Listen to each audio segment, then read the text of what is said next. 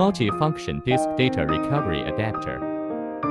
Function E. Convert USB hard disk to SATA. Through flying wire, you can convert USB hard disk into SATA function. Function R. The SSD is under voltage restore. Some SSD can be repaired by flying cable because of low voltage or lack of voltage. Thus, data recovery can be realized. Function 3. PC3000 USB adapter.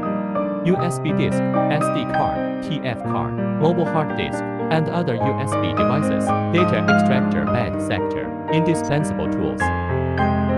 It supports PC3000 ADMA E, PC3000 Express,